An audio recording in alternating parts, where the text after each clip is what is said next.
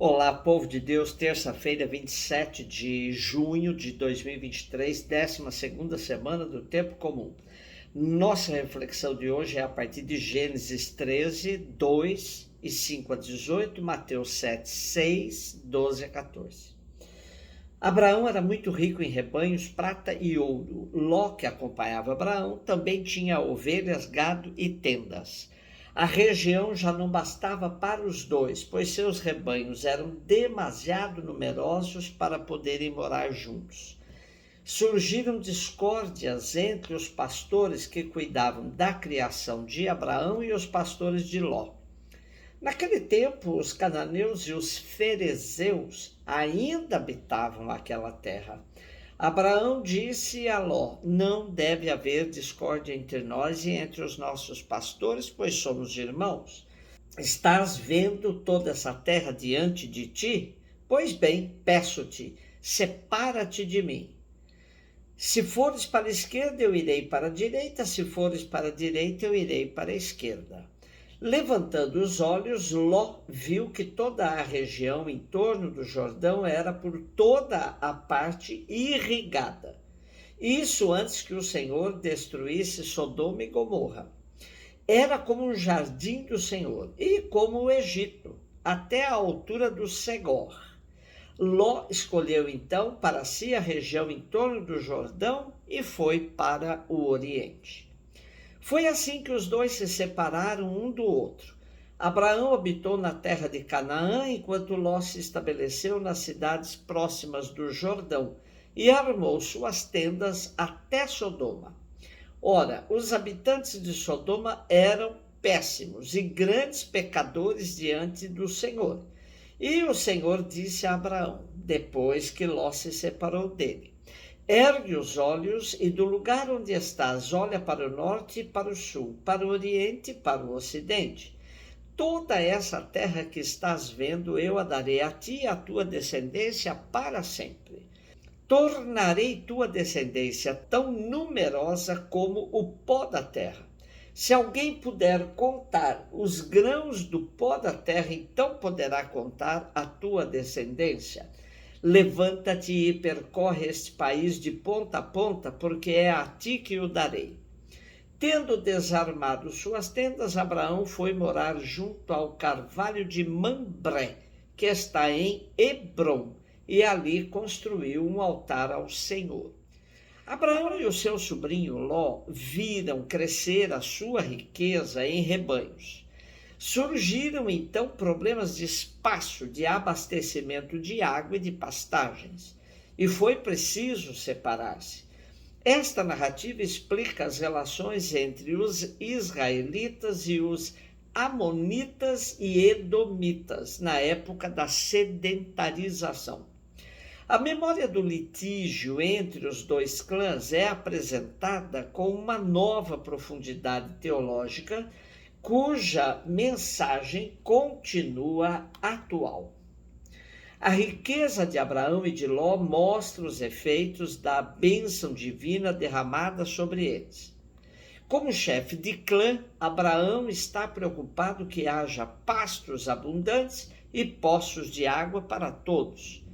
Quando escasseiam, oferece ao sobrinho a possibilidade de escolher. Assim revela um coração livre e desapegado das riquezas. Ló escolhe a melhor parte, que todavia se irá revelar sem futuro.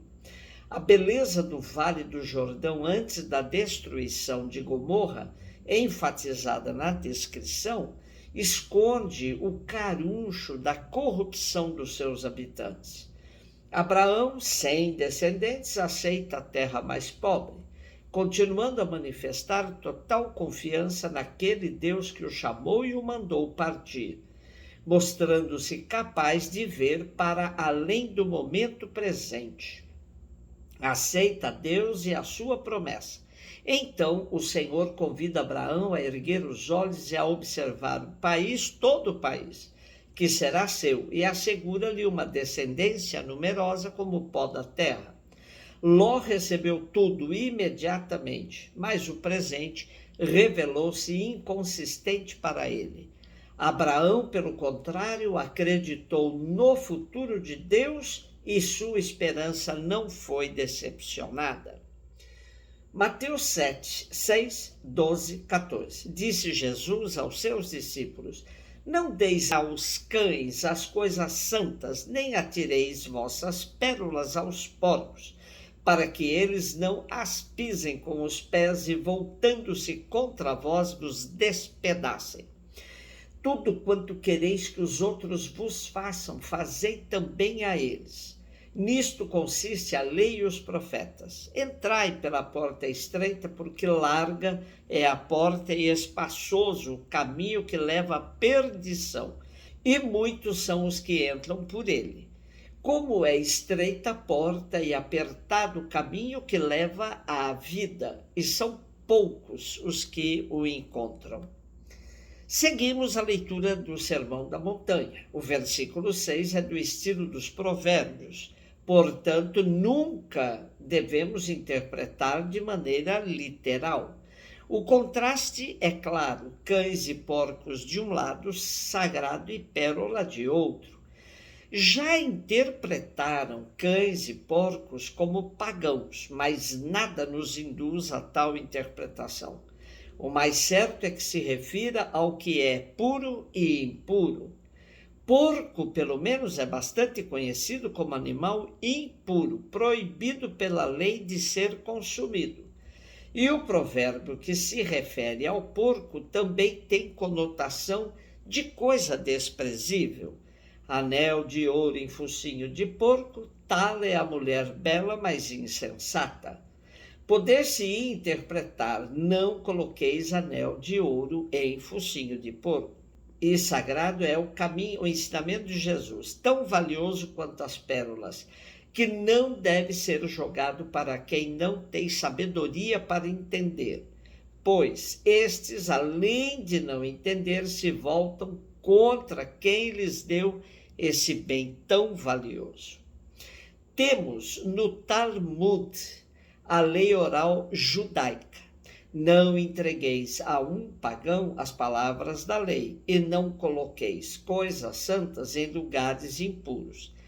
É outra pista de interpretação temos em Eclesiástico 22:9, que diz: quem transmite a sabedoria a um insensato é como quem fala com quem está dormindo. Depois temos a famosa regra de ouro, que aqui Jesus a torna positiva. Não se trata, como dizia a lei, não façais os outros o que não querem que vos façam. Jesus a transforma para: tudo o que quereis que os outros vos façam, fazei-os vós mesmos a eles. Para fazer o bem é preciso tomar a iniciativa, não ficar esperando o que os outros nos fazem. Por isso Jesus diz: tratai os outros assim como quereis que vos tratem. Nisso consiste a lei e os profetas. Jesus, assim, eleva essa regra de ouro a um princípio universal.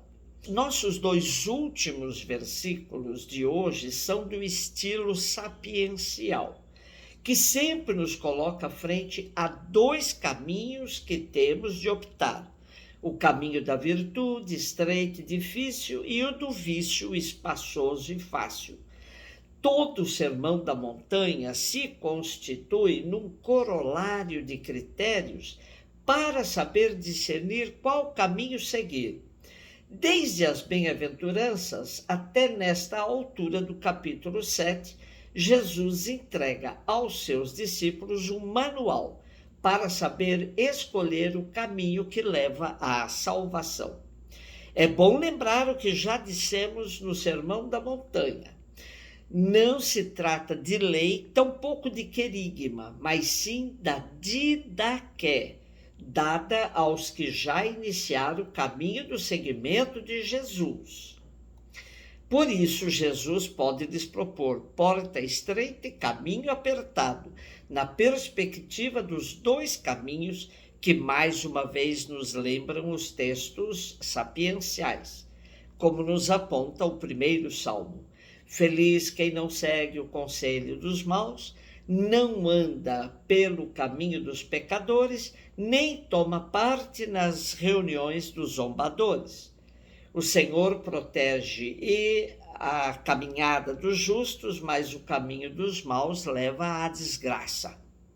Nesta sociedade, onde os que detêm o poder zombam dos pobres e trilham os caminhos das trevas, escolhamos o caminho da luz, ainda que nos pareça estreito e apertado, mas é ele que nos leva à salvação. Um beijo no seu coração.